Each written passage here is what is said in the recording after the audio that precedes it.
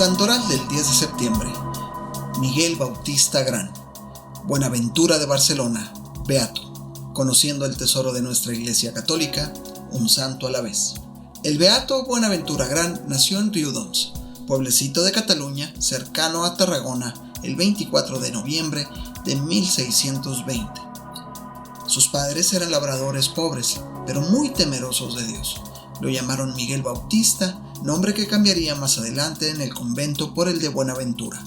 Al paso que crecía en edad, sus padres le enseñaban las grandes verdades de nuestra fe y excitaban en su corazón vivos sentimientos de amor a Dios, al par que una tierna y filial devoción a la Virgen María. Frecuentó algunos años la escuela del pueblo. Después, lo emplearon sus padres en las labores del campo. No obstante sus muchas ocupaciones, el piadoso joven hallaba tiempo para cumplir fielmente los ejercicios devotos que se había impuesto para cada día. Antes y después de la tarea cotidiana, solía entrar en la iglesia a visitar al Señor sacramentado y muchas veces, sobre todo en la víspera de las fiestas principales, permanecía en oración ante el Santísimo toda la noche. Y en su juventud, ya en su juventud hubiera deseado Miguel entregarse de todo en todo al Señor en la vida religiosa. Pero tales razones alegó su padre para disuadirle, que Miguel se convenció en contraer matrimonio con una doncella muy virtuosa. Pero el día de la boda, después de la ceremonia religiosa, se quedó en la iglesia por espacio de largas horas, y cuando fueron a buscarle, lo hallaron totalmente absorto en altísima contemplación y fue menester hacerle volver en sí. Ambos esposos determinaron vivir como hermanos, guardando la virginidad perfecta, y así lo hicieron con la gracia de Dios. A los 16 meses de matrimonio, murió la virtuosa compañera de Miguel. Antes de morir, declaró formalmente a su madre que el Señor le había otorgado la insigne merced de guardar intacta su virginidad. Rotos ya los lazos que le tenían atado, partió Miguel de casa con licencia de sus padres y fue a llamar a las puertas del convento franciscano de San Miguel de Escornalbú. Se echó a los pies del padre provincial y le suplicó que lo admitiese como fraile converso. El buen padre se negó a ello, alegando falta de salud y estudios. Entonces le dijo Miguel: «Razón tenéis de despedirme, pero al fin y al cabo, menester será cumplir lo que el Señor ha determinado». Viendo el superior su constancia, lo admitió en el convento, donde tomó el hábito el día 14 de julio, entonces fiesta de San Buenaventura, cuyo nombre quiso llevar para merecer la protección del seráfico doctor franciscano. Recién entrado en la religión, dio muestra del celo con que se proponía observar la pobreza de la orden. Al hallar en el bolsillo cierta moneda que guardaba sin advertirlo, la tiró por la ventana tan lejos como pudo, exclamando: «Maldígame Dios, si en los días que me quedan de vida llego a apropiarme de semejante moneda». El fervor de sus principios no se desmintió en todo el tiempo de su noviciado. Tanto sus compañeros como los religiosos antiguos le miraban como modelo. Al año de probación, profesó con los votos religiosos. Los superiores eligieron a Fray Buenaventura para que, en compañía de otros religiosos, fuese a fundar en Mora un convento de la Reforma franciscana. En esta nueva residencia llevó el beato una vida todavía más devota y mortificada, a pesar del mucho trabajo que suele acarrear una nueva fundación. Por sus encargos de limosnero y cocinero, tenía trato continuo con el mundo, pero sabía enderezarlo todo a la mayor gloria de Dios. Lo que más le afligía era ver que el libertinaje se cebaba en poblaciones fieles hasta entonces a su fe y de sanas costumbres. Les llegaba el contagio de los ejércitos franceses que ocuparon Cataluña en el último período de la Guerra de los 30 años. Aunque mero fraile converso, llevado de celo ardiente, se presentaba sin temor en medio de los concursos y saraos del mundo, y con sus palabras traía al sendero del bien a los extraviados y trocaba en magdalenas a las mayores pecadoras. Casi todos los soldados franceses eran calvinistas. Fray Buenaventura intentó convertirlos y tuvo la dicha de traer a muchos de ellos al seno de la Iglesia Católica. Notable fue la conversión de uno de los principales jefes de aquel ejército. Resulta que cierto día llegó a él Fray Buenaventura en ademán de pedirle limosna, y el oficial mandó a su ordenanza que le diese algo. «No es esa limosna la que te pido», exclamó el siervo de Dios. «¿Pues qué quieres?», preguntó el hereje. «Limosna que deseo no es para el convento», repuso el fraile, «sino para la salvación de tu alma». No se enojó el oficial con las palabras del fraile. Al contrario, habiéndose mostrado hasta entonces rebelde a todas las exhortaciones, Ahora oyó los consejos de Fray Buenaventura con docilidad y mansedumbre, y, movido de la gracia, abjuró de la herejía al poco tiempo. Con malos ojos veía el demonio escapársele tantas almas que creía poseer para siempre. Para vengarse del santo fraile, empezó a aparecérsele de noche en figuras espantosas, amenazándole, persiguiéndole y dándole recios golpes y toda suerte de malos tratos.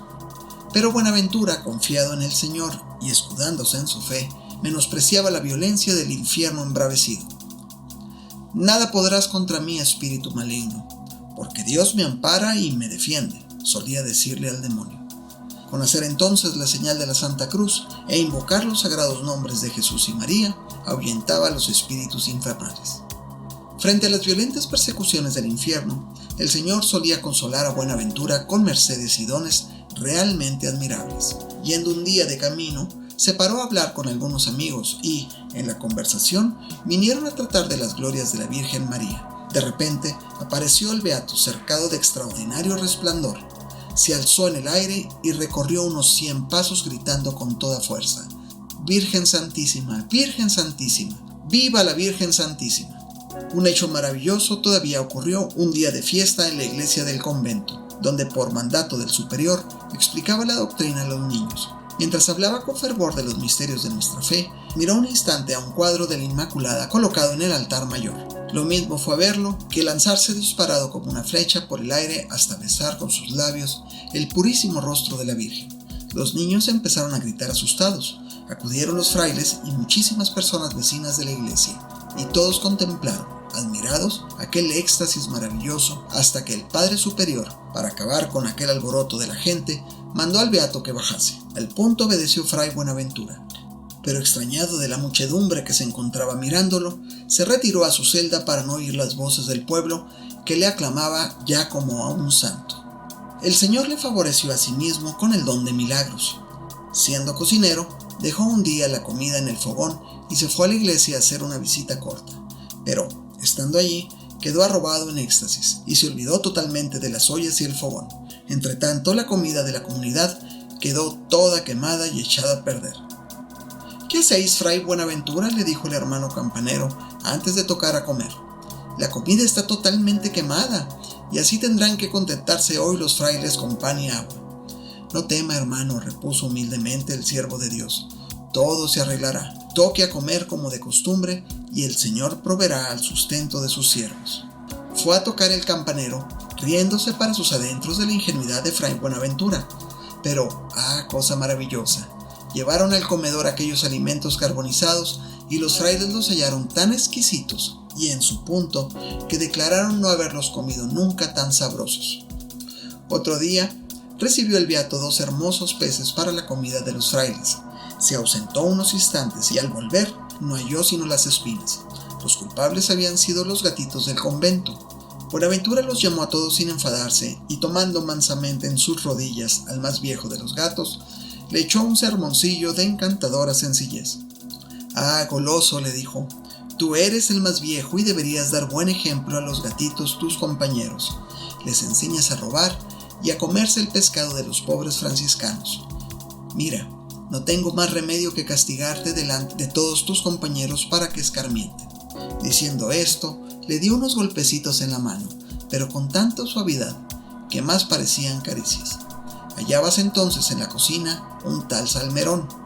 Al ver aquella escena no pudo menos que reírse a carcajada limpia, pero aquella risa se volvió admiración cuando al mirar al plato vio que en lugar de los restos, otros 2 peces tan grandes y hermosos como los de antes habían tomado su lugar. Una señora llamada Isabel Vila criaba gusanos de seda, pero un día llegó a faltarle hoja de morera, con lo que temió perder el fruto de su labor. Acudió a Fray Buenaventura, y éste fue con ella a ver de qué se trataba. Ante aquellos gusanillos muertos de hambre que levantaban sus cabecitas como pidiendo el sustento, dijo a la señora: «No os aflijáis, doña Isabel, estos minúsculos hermanitos nuestros están ahora alabando al Señor». Y mirando a los gusanitos les dijo: «Vaya, hermanos gusanos, puesto que ya no hay hojas que comer, haced vuestros capullos». No en balde les dijo el beato estas palabras, porque la misma noche hicieron capullos tan grandes y de tan excelente calidad que la señora logró beneficio mayor que si la hoja no hubiera faltado. Se cuenta también que nuestro beato cierto día salió a pedir limosna y advirtió de pronto que una mujer era arrastrada por su borriquillo. Ya estaban a punto de perecer ahogados cuando Buenaventura se fue a ellos andando sobre las aguas y los trajo a la orilla. ¡Prodigio! ¡Prodigio!, empezaron a gritar los transeúntes. ¿A esto llamáis prodigios?, les dijo el beato, y cándidamente añadió: la prueba de que no es un milagro es que todos podéis hacer lo mismo si tenéis fe. Estando en el convento de Tarrasa, al humilde fray Buenaventura le pareció que no era nada cuanto hasta entonces había hecho en la religión. Pensó reformar su vida, y para ello no vio mejor camino que fundar un convento donde se observase rigurosamente la primitiva regla de San Francisco. Un día estaba el beato suplicando a la Virgen María que le diese a conocer cuál era la voluntad divina.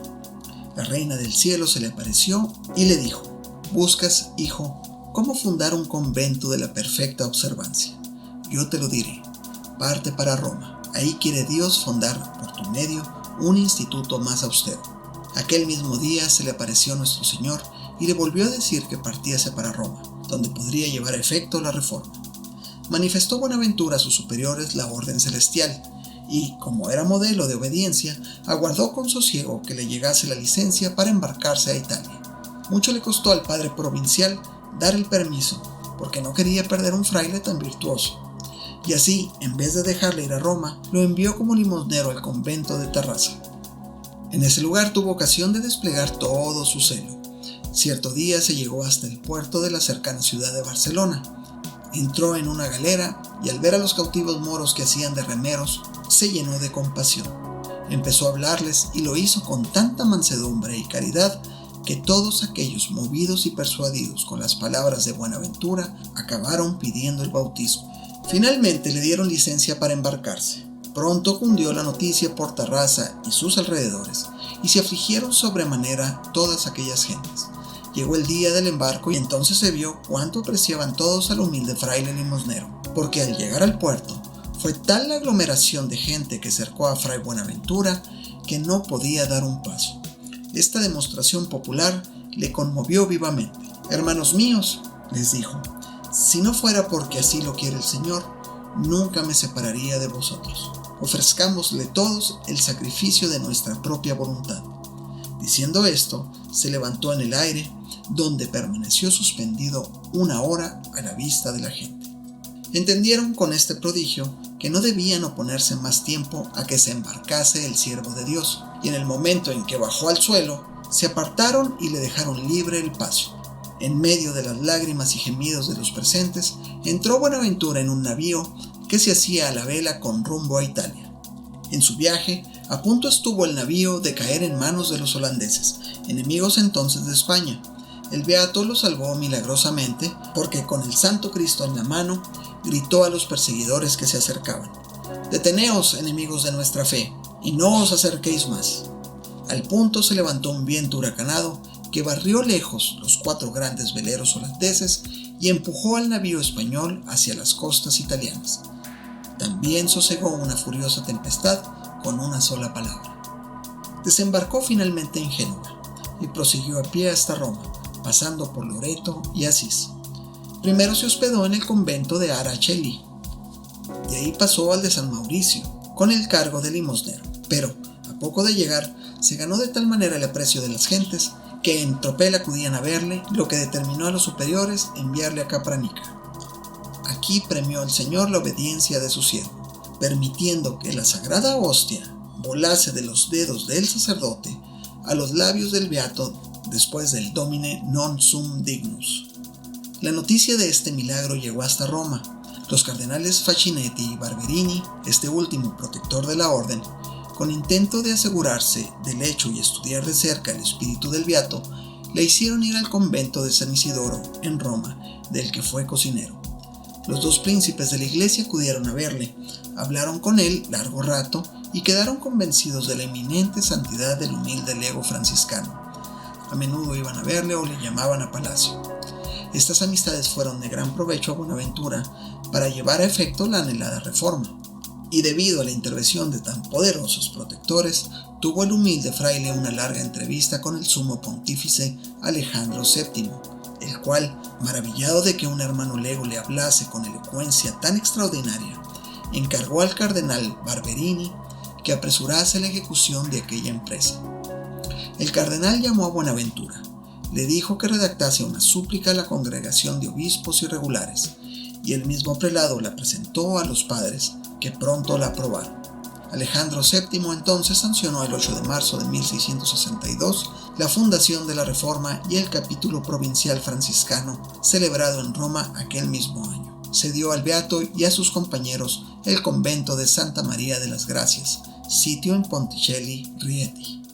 15 religiosos entre padres y hermanos legos acudieron al llamamiento de Fray Buenaventura. Su vida fue copia de la del santo fundador. Ni almacenaban provisiones, ni aceptaban estipendios por la predicación, misas u otros ejercicios del santo ministerio, y se contentaban con lo que la providencia les enviaba por mano de los bienhechores. Buenaventura no aceptó el cargo de superior, sino por imposición del cardenal Barberini, y por cierto que lo ejerció con vigilancia, prudencia y caridad tales que todos hablaban ensalzando las virtudes de su amado guardián. ¿Dónde habéis estudiado, Fray Buenaventura?, le preguntó cierto día un hermano. En las llagas de Jesucristo, le contestó el beato. Tanto prosperó la reforma que fue menester fundar otros conventos para recibir a los muchos que deseaban entrar en ella. El más famoso fue el de Roma, en el Palatino, llamado Convento de San Buenaventura, fundado el 8 de diciembre de 1677 con 25 frailes. Durante su estancia en Roma, solía enviar a los padres a dar misiones en todas las iglesias de la ciudad y parroquias vecinas. Enseñaba la doctrina a los niños en el portal del convento, visitaba a los enfermos en los hospitales y a muchos los curaba milagrosamente con solo rezar por ellos. Por eso, cuando alguien caía enfermo, solía decir: «Llamemos a Fray Buenaventura». A nuestro beato le agradaba sobremanera dar limosna a los pobres. Quería que cada mañana se les repartiese abundante sopa. Cuando los mendigos eran más numerosos, las provisiones se multiplicaban milagrosamente en las manos del beato. Cierto día que volvía al convento llevando a cuestas el pan de la comunidad, se vio cercado de tantos pobres que se acabaron todo el pan. «Señor», dijo entonces Fray Buenaventura, «así como yo atiendo a las necesidades de vuestros pobres, vos proveeréis a las de mis frailes». Y así fue que, al llegar al convento, el cesto se halló lleno de tanto y mejor pan que antes. Al conde Tomás Barberini le predijo que tendría pronto un heredero, como así sucedió el mismo año, y al cardenal Francisco Barberini le libró de gravísimo peligro, porque a pesar de cierta prohibición, entró el beato en el aposento del prelado y, para despedirse, le acompañó el cardenal hasta la puerta del palacio, y no bien habían salido del aposento, se derrumbó el techo del mismo estrepitosamente. Llegó el beato a la edad de 64 años. Previendo ya su próximo fin, solía repetir amorosamente: «Paraíso, paraíso». El 15 de agosto de 1684 le sobrevino una recia calentura. Los médicos esperaban vencerla, pero Buenaventura aseguraba que no sanaría. El 11 de septiembre recibió los santos sacramentos con admirable devoción, bendijo a los frailes y fue arrebatado al éxtasis eterno de la vida perdurable. El Papa Pío X beatificó a Fray Buenaventura Grán de Barcelona el 10 de junio del año 1906. Si te gustó este video, compártelo con tus amigos, regálame un me gusta y si lo deseas, suscríbete al canal.